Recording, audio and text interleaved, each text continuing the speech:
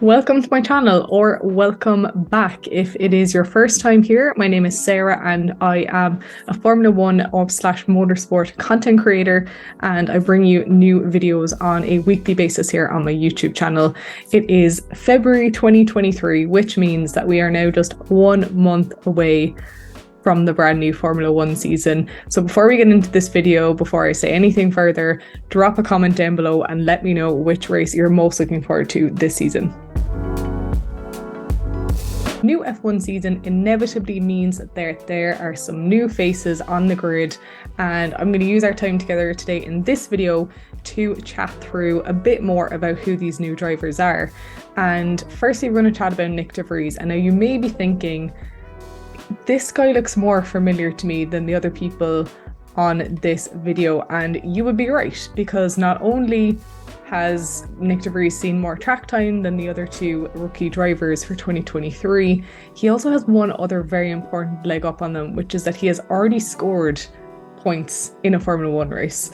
So at the 2022 Italian Grand Prix, you may remember, he replaced Alex Albon, who had fallen ill with appendicitis. So Nyck de Vries ended up hopping into the Williams. He did qualifying, where he qualified 13th and then was bumped up to 8th after penalties were implemented. And then he still ran again in the car on the Sunday and ended up in 9th place in his Williams on his first outing in a Formula One Grand Prix. So as you can imagine, a lot of attention came out of this performance, and it was very shortly after that he ended up meeting with Red Bull's Helmut Marko. Long story short, he is now going to be driving for AlphaTauri in the 2023 F1 season. So de Vries will obviously be the second Dutch driver on the Formula One grid, aside from Max Verstappen, which means that we are probably going to see a lot more orange-shirted fans, even more than we already have the last couple of years, at even more races to support their two Dutch drivers. I can't say that I'm looking forward to the level of increased orange flare smoke, because it's already pretty bad. But you have to admit that from a country that has a population of just 17.5 million people, having two drivers at the very top of motorsport, it's pretty impressive. Although he does have an Instagram account, Nyck de Vries tends to keep this very, very professional. So if it's not about racing, it's about training, or it's about a promotional video for a sponsor or a brand deal. Now, I had to dig a bit as a result to try and find out a fun fact about him, but he did reveal in an interview that during lockdown he did what many other people did, which is pick up an instrument.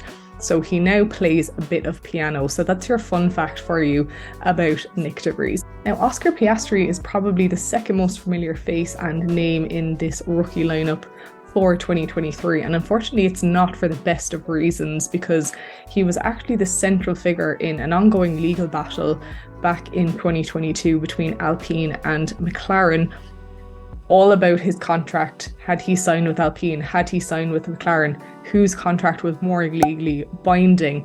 I actually made a video at the time discussing whether or not all of this drama and this saga surrounding Piastri was going to result in him being a driver whose career had sort of ended before it even began.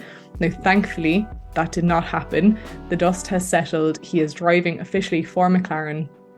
Alpine are not happy about it, but there we go. And he's obviously replacing his fellow Australian countryman Daniel Ricciardo.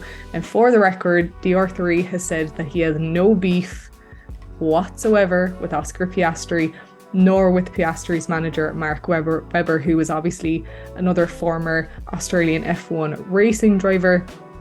He said that he completely understands the challenges of trying to get a seat as a new driver in Formula One, especially nowadays. And he actually said that he, to be honest, probably would have done the same thing had he been in Piastri and Webber's position, in the difficult position that they were in. So all is fair.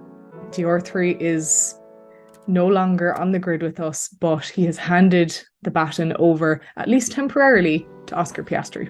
As far as Piastri's skills on the track, we have not seen too much of his F1 abilities just yet. However, He was very quick to rise through the ranks of the feeder series in F2 and F3. And as a matter of fact, he won the F3 title in his rookie season in that series, making him just the 6th driver to ever do so. And he's also only the 5th driver to ever win the F2 series and the F3 series consecutively. So I think it's fair to say that he has set a pretty high bar for himself coming into Formula One, and that's before you even get into and pile on all the drama that happened last year between Alpine and McLaren.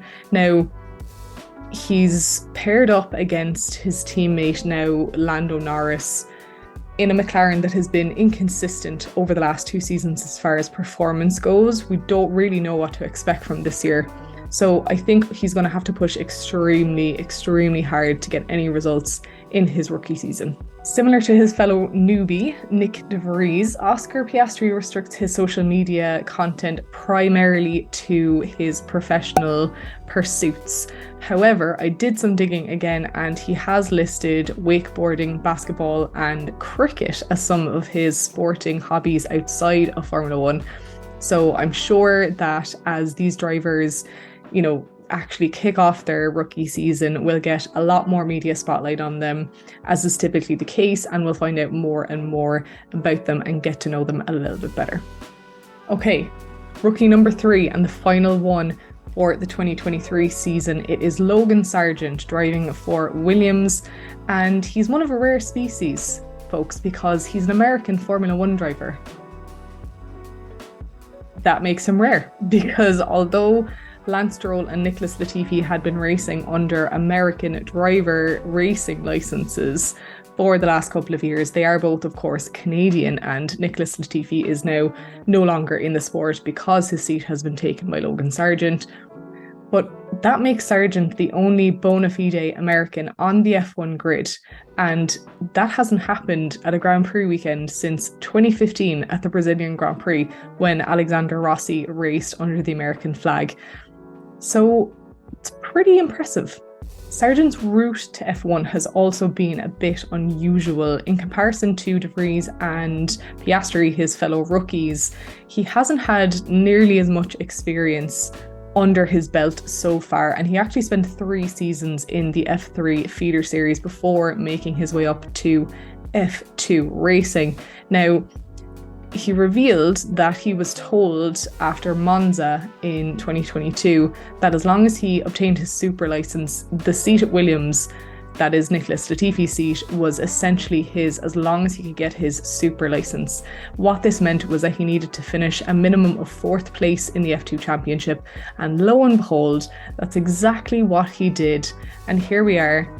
At 22 and 26 respectively, the Sargeant-Albon pairing is a pretty young one, and with the recent change of leadership at Williams, seeing James Vowles and his prior success at Mercedes coming into the fold, it feels like there's a bit more renewed energy and positivity and hope and excitement for the future happening at Williams, and I'm really happy about it, and I hope it comes to fruition for them, because they have been waiting for that and working extremely hard towards that for a very, very long time. So as far as off the track information goes on Logan Sargeant, he is from Florida, and being from Florida, it would be a huge missed opportunity if he didn't partner up with some of the big US sports teams that are based in that state. And if you go on his Instagram, you will in fact see recent posts about both the Miami Dolphins NFL team and the Florida Panthers ice hockey team. They play ice hockey in Florida. This is something I learned. But with no less than 3 Grand Prix taking place on American soil this year, you have to think that there's going to be a lot of media spotlight on Sargeant, and he really is going to have to prove himself out on track, because we just simply haven't seen enough of him being successful to date for him to automatically be on the same level as De Vries and Piastri, as far as I can see. Thank you, as always, for tuning into my channel. I am so excited to be back for 2023, the new F1 season, and also to start live streaming races. Yes, it is going to happen this year. I'm so excited for you to join me live and to be chatting through the race happenings with you.